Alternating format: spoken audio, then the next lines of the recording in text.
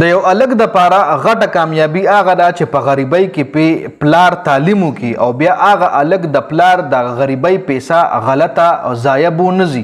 او یو کامیاب انسان ته جوړ شي ډیګري واخلي. دی ویډیو کې تاسو ګورئ دا څومره ساده پلار دی، یو مزدور کار پلار دی، لکه پته لګي د انسان پته لګي په دې غریبۍ کې د پلار چې کوم دی په دې خپل زوی باندې تعلیم وکړو او زوی هم تکړه زوی دی، لکه زوی هم د خپل پلار مهنت لکتلی دي، د خپل پلار د مهنت مشقت پیسې ضایع نه د بوتلی او دغه د ډیګری چې کم مطلب ډیګری څه ټیم د اغشتا کم د مطلب پروګرام جوړ دی نو دی کې د خپل والد صاحب هم راغوسته دی او د والد صاحب د لاسونو نه د ډیګری اغشتلې ده. نو دا د پلار د پاره هم یو پراود مومنت دی، په دې باندې پلار لم فخر پکار دی او زوی له هم فخر پکار دی. زوی له په دې فخر پکار دی چې په دې غریبۍ کې زما پلار مزدوري وکړه او په ما باندې تعلیم وکړو او پلار لم په دې باندې فخر پکار دی او شکر په د الله نه وکړ پکار چې الله شکر دی چې تا مال داسې اولاد را کړ دی چې زما هغه پیسه زما مهنت د ضایع بونتلو. خیر دا خو تصویر یو ورک شو. اوس پراشو زموږ د معاشرې طرف ته، زموږ ټیک ټاکر بوایز ته براشو، د نن سبا نسل ته براشو، د نن سبا نوجوان نسل څه کوي، د نن سبا د اوس چې کوم هلکان دي دی څه کوي، ټیک ټاک کوي، گیم کوي، دی څه کوي، د موبایل استعمال څومره کوي. داسې کسان ما کتلي، داسې کسان ریسنټلی شوي دي په دې پښتنو معاشره کې شوي دي چې په موبایل باندې خپل پلار ته لاس ورچولی دی، په موبایل باندې خپل پلار سره جګړې کړې دي، خپل مور له کنځل ویناګانې چې شا به پیسې پیدا کړه ماله موبایل واخله، لاړه شه چې کوم ځای نه ته پیسې پیدا کړه خو ماله به موبایل اخلې. یو ضد رانیولي وي، بیا پلار هم مجبوره شي، مور هم مجبوره شي.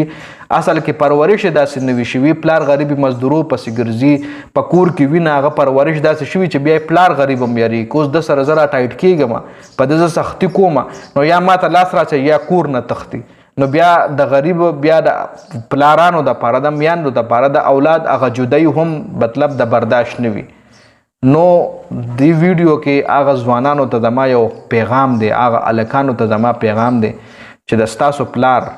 په تاسو تعلیم کوي، تاسو لا یو د باچایانو زندگی درکوي، تاله موبایل درکړی، تاله موټر سایکل درکړی، ته چې سهار پاسې پراټه درله تیاری، روټۍ تیاری، غرمه تاله جامې تاله استیکړې ملاویږي، غرمې ماښام روټۍ تاله تیاره، ته خبرېږي نه چې پیسه څنګه ګټلی کېږي، ته صرف په دې خبرې چې پیسه الوزولو کېږي څنګه، پیسه لګي څنګه، د ګټلو نه خبره. او ته بیا پلار ته نیغېږې، ته بیا د دومره هر څه نعمتونو باوجود، د دومره هر څه سهولت نه باوجود هم ته سبا پلار ته نیغېږې، یا ته تعلیم صحیح طریقې سره نه کوې، یا ته د پلار پیسه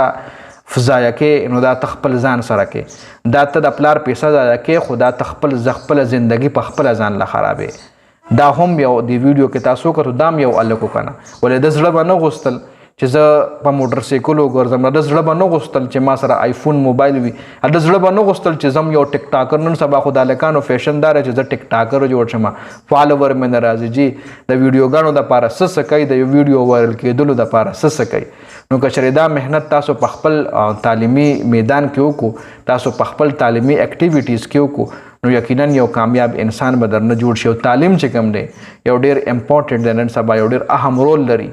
نن سبا دور چې کوم دی د کمپټیشن دی، اوس په تاسو ذهن له دا راځي چې فلاني خو ماسټر کړی دی، فلاني سره خو فلانی ډیګري ده، هغه بېروزګاره ګرځي.